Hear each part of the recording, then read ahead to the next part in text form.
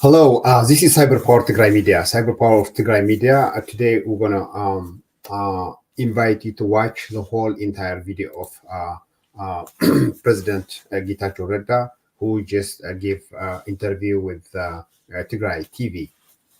And also, I wanted to say a little bit of what's going on about the power struggle in Tigray, especially between Tigray People Liberation Front (TPLF). What the TPLF leaders are admitting right now is the lack of the strategic leadership.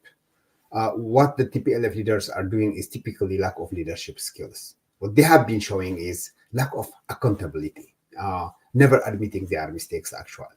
Lack of adaptability, inflexibility, resistance to change, rigidity, not eager to change their ways, stuck on the past, always remain as the past, shamelessly keep saying we have always done it this way. They are very selective listeners.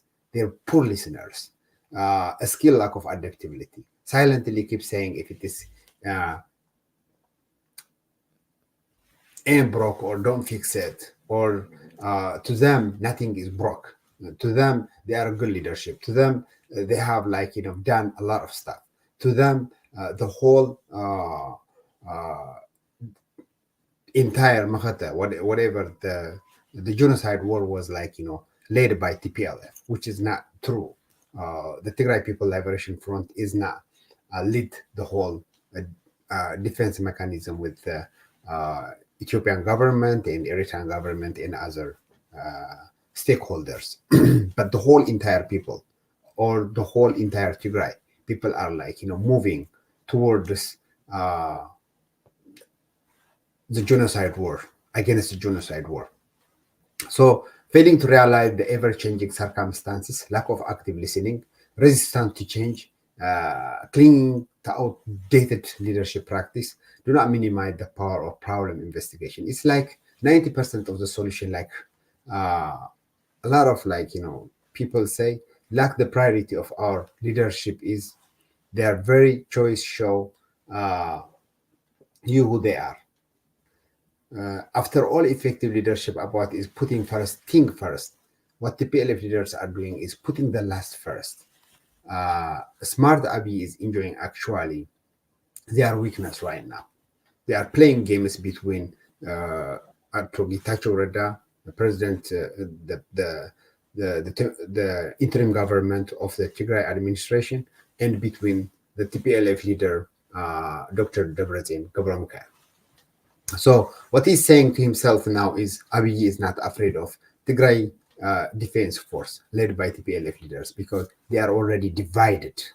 What I'm afraid is now TDF led by better than TPLF leaders. So what should be done now to effectively help our people getting off from this deep hole? I'll be back with a little bit of I may have a little bit of solutions before the video going through. I'll play the video that the Tigray government, the Tigray interim government President Getachew Reda just had a brief explanation about the power struggle between Dr. Debretsion and TPLF and one of the executive director and the ex-vice TPLF leadership is President Getachew Reda.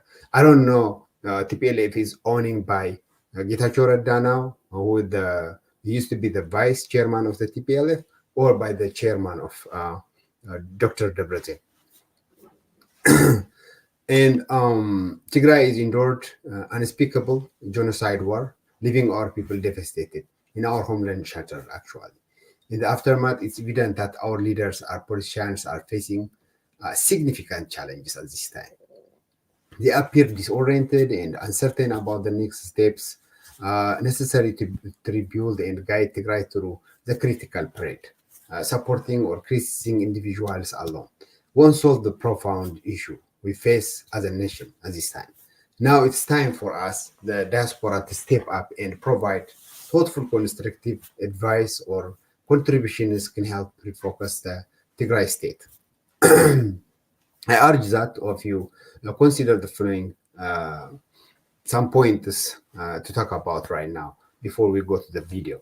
What key priorities should be is our leaders, our organizations focus on the effectively rebuild Tigray, and they need to support our people, especially the IDP, to have a real governmental structure, council or structure, and to return the whole territory of the Tigray, and also to rebuild the Tigray, of course, and to go back to the normal life. School needs to be restarted soon. The transportation and also other ground and airplane transportations. Still, the Tigray people are under siege. 360 degree. How can we foster unity among the various factions and political leaders is, I think, needs to be our main agenda this time. We need to have to ensure a coordinated and effective approach for that to Tigray, to recover Tigray. In what ways we can do is as a diaspora support initiative that address the most pressing needs in Tigray without exacerbating or exacerbating the division or distractions of in between us and in between Tigray. What strategy should be employed to ensure that Tigray leaders are held accountable to the people and their commitment during this, the crucial period? How can we contribute to the development of a clear strategic plan for Tigray, future that transcends individual agendas and focus on collective progress? Our focus must be on the collective good of Tigray. That's the main thing that we need to focus about at this time. So we must offer solutions that guide our leaders towards a unified and effective path forward. We need to move on. There is no reason for us to be divided, and there is no reason for us, to struggle or for the power. At this time, it's clearly showing that they have a power struggle. It's our duty to provide wisdom, support, and direction to those in leadership to help steer Tigray through those dark times and toward the brighter future. Please, avoid sending messages that attacks, individuals or promote specific political parties. We need constructive suggestions for those. We need to minimize the conflict between those two leaderships. And also, we need to avoid that Tigray should not be a point of conflict, a point of contention. Because the Tigray people does not deserve this kind of contention and conflict. It has already have enough. We have seen, a lot of internal displaced people, and our territory is under invaders, and almost more than 80% of the infrastructure in Tigray is distracted. So we need to focus on providing practical idea for Tigray and its people, rather than expressing personal emotions and interests that contribute to conflict and contention. Well, anyways, I'll let you watch this interview from President Getachew Reda. Here you go. The power struggle with the TPLF. Getachew, thank you so much for joining us. You're welcome. Let's begin with the recent headline, the power struggle with TPLF. Why power struggle in this critical moment? Well, I have this feeling that to characterize as a simple power struggle would gloss over things. Although I tend to agree that this essentially is a power struggle. that has gone awry. The TPLF leadership has been locked in a series of gum evaluation sessions, which unfortunately haven't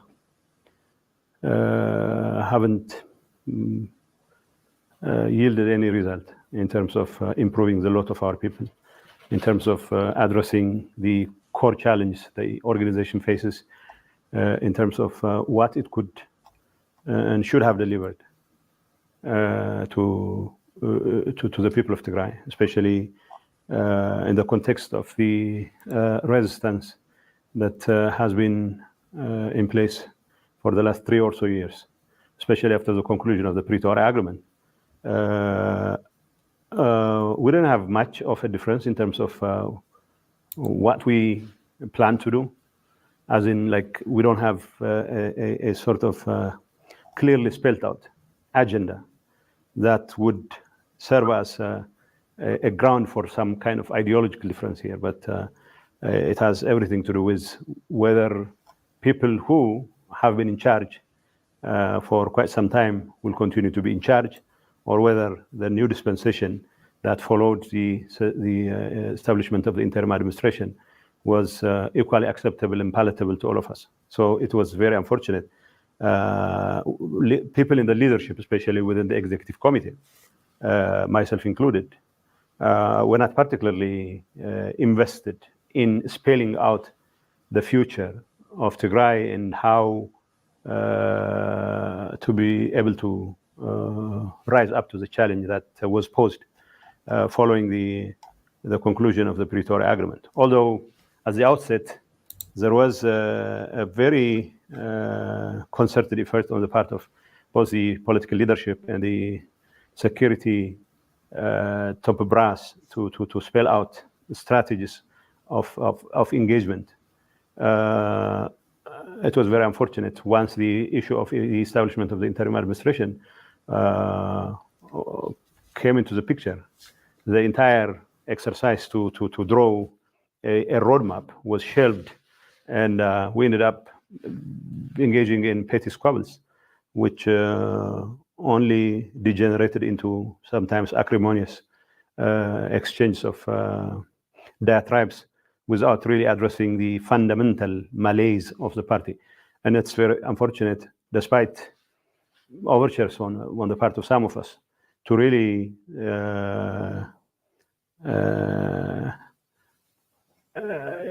accept the status quo and try to bring in new blood into the movement, including by abandoning our claims to the top leadership. It was very unfortunate. There was little in the way of willingness on the part of most of my colleagues. But be that as it may, the power struggle within the executive committee also translated itself into a rather deliberate sabotaging of this whatever success of the interim administration. It's not to say that the interim administration leadership was particularly strategic or insightful in terms of what it wanted to achieve, but the fact that the bulk of the TPLF leadership in the executive committee was not particularly happy about the turn of events simply meant that those of us who should have been in the business of charting a slightly new path to the future of Tigray were rather mired in either trying to explain our failures away in terms of what obstacles are being posed by the rest of the TPLF leadership. But equally important, the rest of the TPLF leadership was not particularly supportive of whatever scant efforts there were to put in place a semblance of functioning government in Tigray. So the real victims were the very people, especially those who are living in very dreary conditions in IDP camps and those who should have been provided whatever support there could be, humanitarian or otherwise, in order to address the crisis, the post-war crisis that many parts of the population are currently mired in. So it is a power struggle in the sense that there were those who felt that they were denied of their rightful place to the leadership. And although I personally don't consider myself particularly interested in hanging on to power when there is little in the way of success that could be attributed to me, it, however, means that whatever overtures I made or some of my colleagues made were often interpreted as an effort to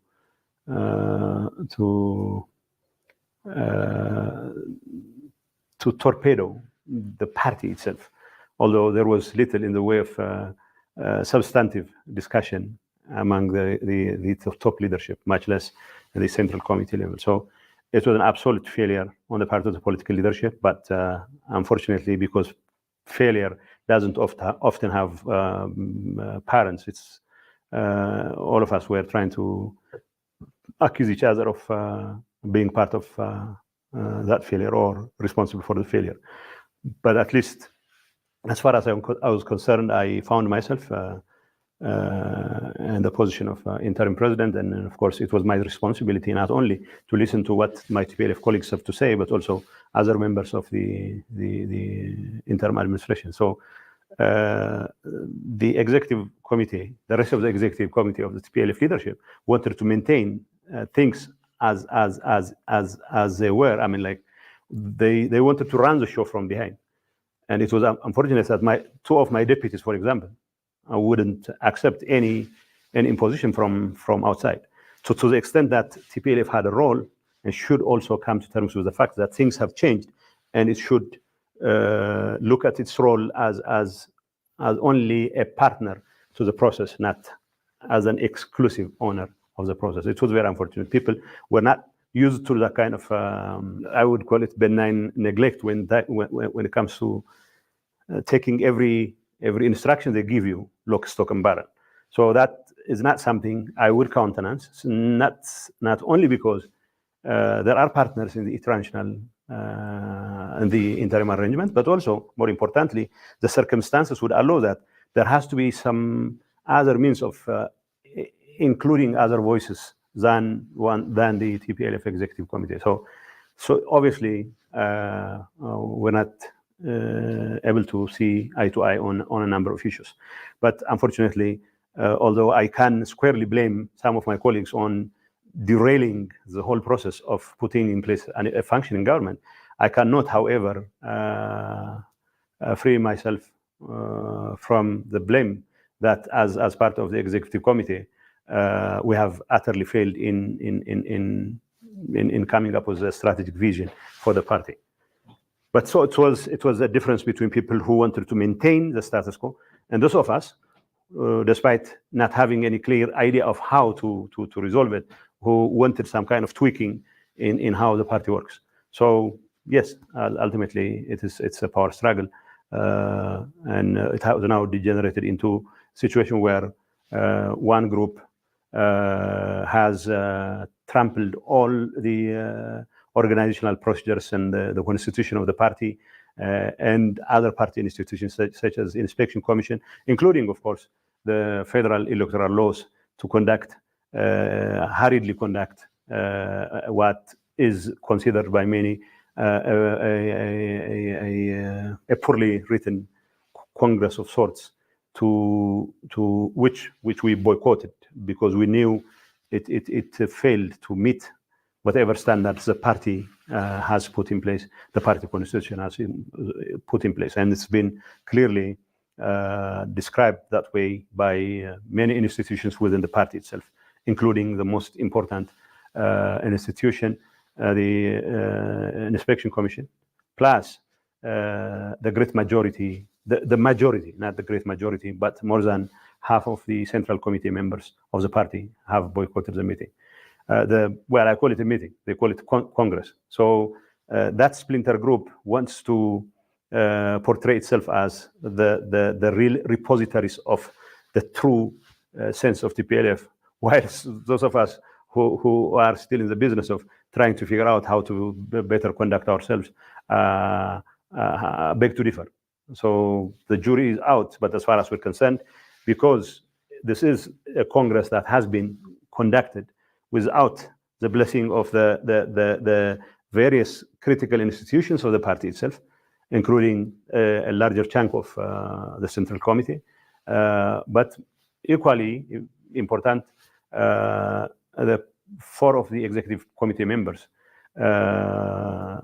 made a rather duplicitous move to get the party registered in accordance with the new legislation, although the decision by the Central Committee and the senior leadership of TPLF was that this matter should be taken care of in a manner that takes into account the need to engage the federal government in continuous dialogue. So rather than sticking to the decision by the Central Committee, the 4 Executive Committee members went ahead and made a move to register the organization, which has created an uproar in many quarters of Tigray, more importantly in the rank and file leadership.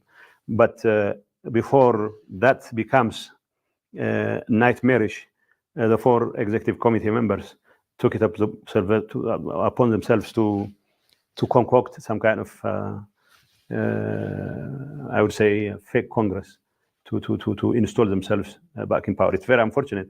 The very people who, the constitution of the party clearly provides that anyone who is older than 65 should not compete for a Central Committee seat.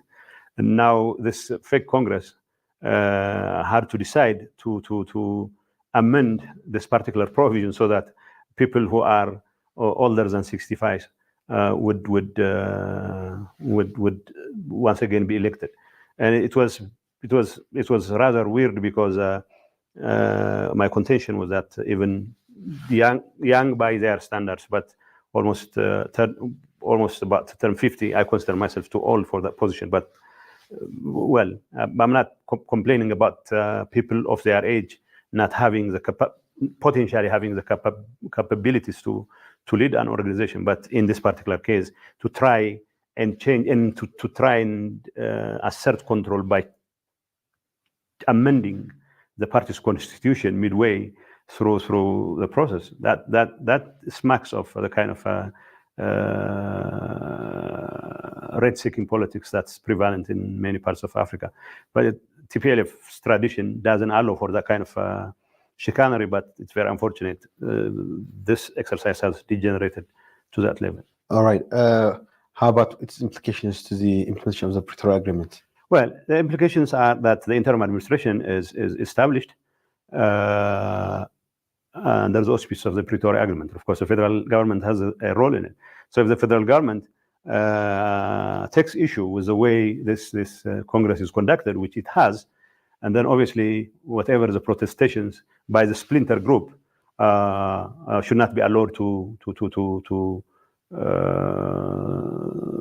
create obstacles. But I cannot say that my colleagues who are now in the splinter group would rest on their laurels, because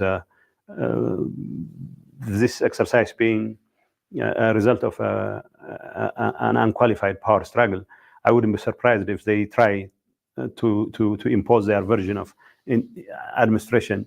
But that's absolutely unacceptable, because the interim administration cannot and should not be subject to the whims of a splinter group simply because it has decided it's been robbed of its presidency or its power by their own colleague, who unfortunately they have difficulty trusting.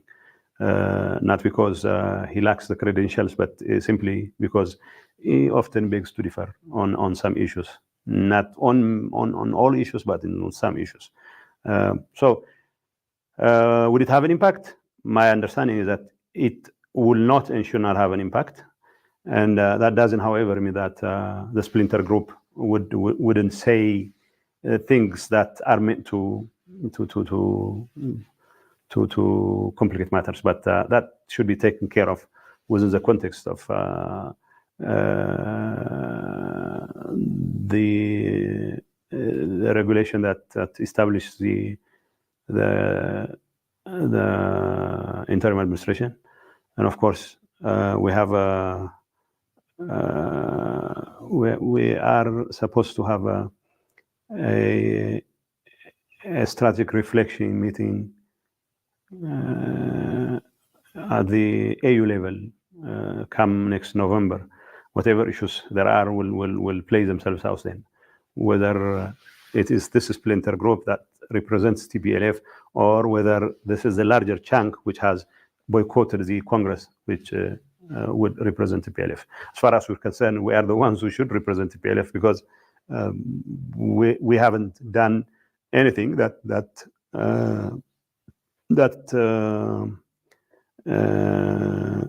stands in the way of the full implementation of Pretoria. So to the extent that there are people who would like to take the law into their own hands and try to assert control, that is going to be unacceptable. But let's wait and see.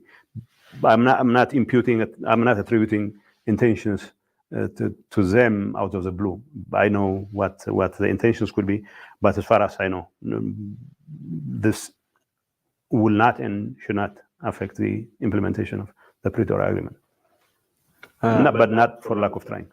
How about your relationship with the federal government? How are you taking care of? Well, I mean, the relationship with the federal government, as long as we are discharging our responsibility as part of the interim administration, the federal government can only have issues if we carry out activities that are deemed illegal.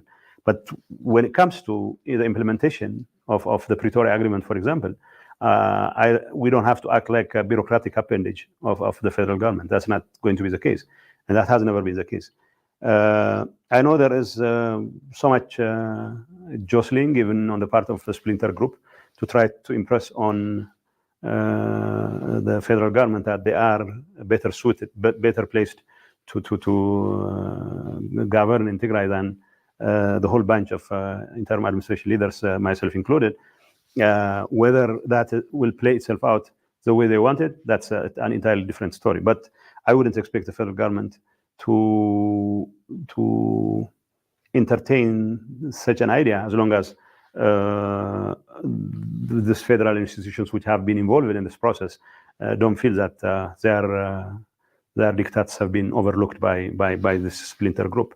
So to the extent that there is a need for holding a Congress, because there is, we have to make sure that all the members of the party are consulted, all the bylaws of the constitution of the party are absolutely observed, and of course we'll take the matter at any level, in fact engage in dialogue with the federal government and do whatever it takes, because this is the commitment we made to our members and the Central Committee and to other critical institutions within the party, including the Audit Commission, the Inspection Commission. There was recent remarks by Ethiopia Government Communication Service Minister that amount to war threats by main Tigrayans. What are your responses to this? It's absolutely reckless to assume that a splinter groups conducting of a Congress would amount to a declaration of war. It's very unfortunate that officials, some federal officials, are prone to making gaffes. The people of Tigray are enjoying this relative peace, although this peace has to extend to other parts of Tigray as well. We need to make sure that all the IDPs are returned, and the interim administration extends its reach all over Tigray in accordance with the Pretoria Agreement.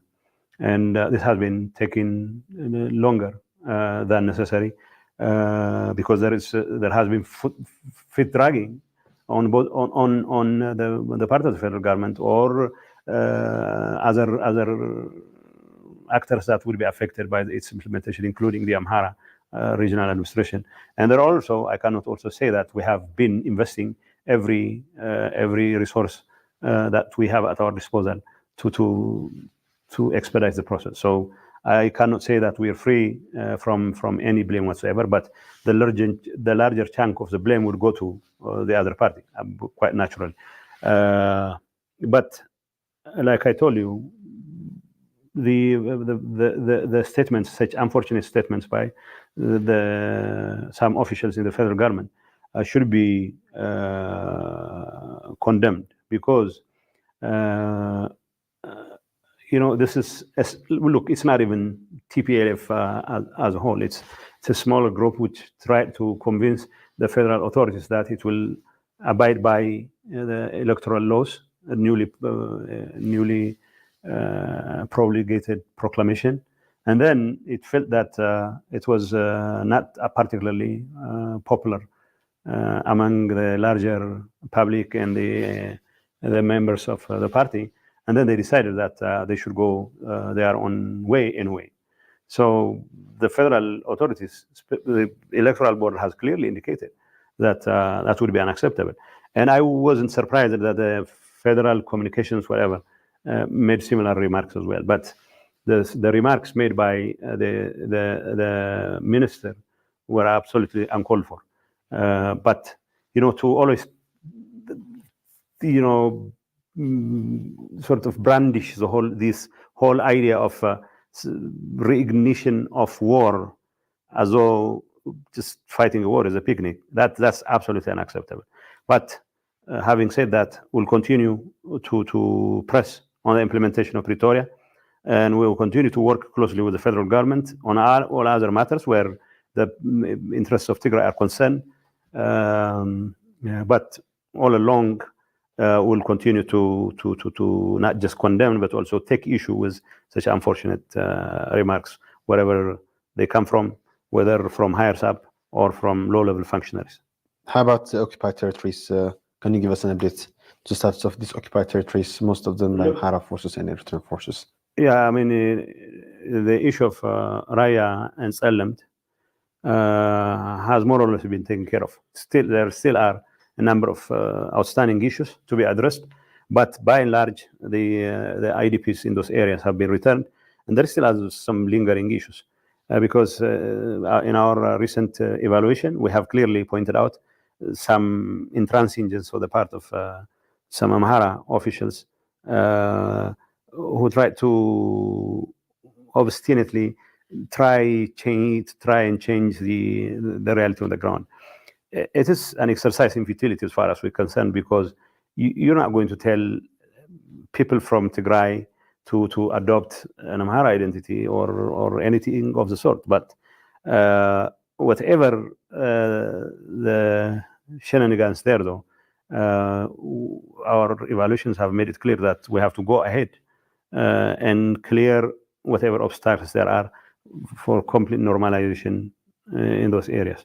And the next step, which is long overdue, is the issue of Western Tigray, and we'll proceed in accordance with. In fact, we'll draw lessons from whatever experience we had in Raya and Tsellemt, and try and avoid some of the pitfalls that complicated matters in those areas, so that we'll not be making the same mistakes in Western Tigray. It's long overdue, but it's a work in progress. And any efforts to bring back the refugees in Sudan that are displaced? Yes, that's part of the process. The refugees in Sudan are going to be part of the return of IDPs, and of course we need all kinds of efforts, all kinds of support by the international community, because the issue of resources is quite staggering, because the interim administration is strapped for cash. We try to put some money, some resources in these efforts, but in light of the enormity of the challenge the IDPs have been facing, returning them home, especially in the case of Western Tigray, is going to be quite daunting. So we need all kinds of support from the international community. The federal government also needs to step up to the plate and do whatever it takes to support the process. Although so far it hasn't been forthcoming, we'll definitely pull something off. So the issue of the refugees in Sudan is also part of the package. Thank you so much for joining us. You're welcome. This was all for today's Direct Talk. Thank you for watching. Well, sounds like President Getachew Reda is like, depending on, to confirm his power, he's depending on African Union and the federal government instead of the people of Tigray, actually. He should be like, consider the people of Tigray also, because the people of Tigray is part of this issue. But anyways, to confirm his power, he's just he seems like he's gonna be waiting to hear from the federal government and also African Union. We'll see what's gonna happen about that. And also, he's actually consider himself the major.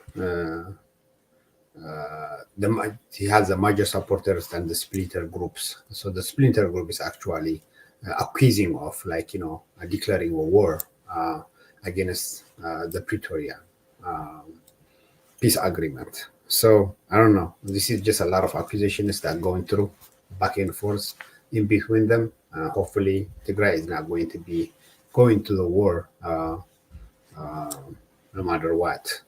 He also actually confirmed the day before during the Ashenda speech in Tigray that the conflict between, or the tension between TPLF and the interim government is not going to be having any political or security disturbance for the people of Tigray. Hopefully we'll see that in a near future. And let me invite you to hear this song before I finish. I conclude my program today.